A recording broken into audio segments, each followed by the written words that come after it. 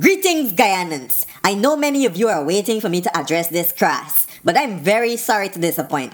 This Krass might just be right. As Guyanese, we need to do some introspection and use criticism to improve and move forward. Now, y'all know I just dep on a lot of skunt, but this is serious business, and I'm not going to jump on the bandwagon and bash this Krass.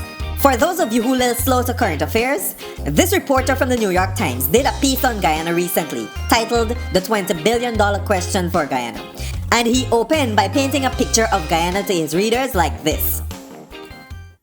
Guyana is a vast, watery wilderness, with only 3 paved highways.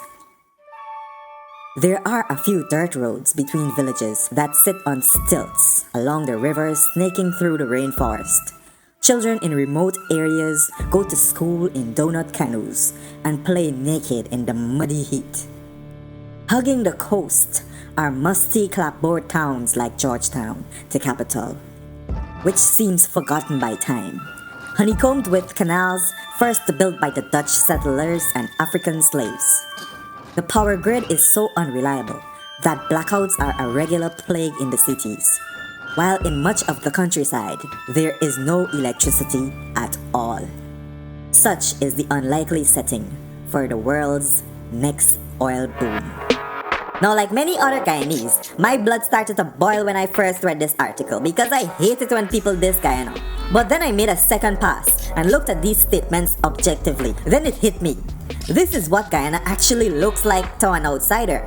Vast, watery wilderness. Let's see. You come off the plane at the Jagan airport and you are greeted by a weird stench that Guyanese gone nose blind to. Then you travel for 45 minutes down a narrow road that's hugged by bushes on both sides along a river.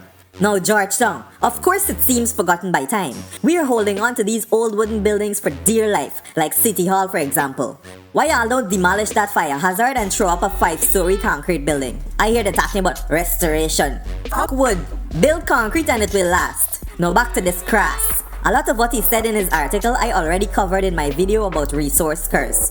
You can see the link for his article in the description, along with a link for my video that came out before that article about resource curse. I am working on another video as a follow-up to show quantitatively how Guyana's oil measures up to the other oily nations, to put things into perspective. Subscribe and look out. Mudwata, boom out! Hold up.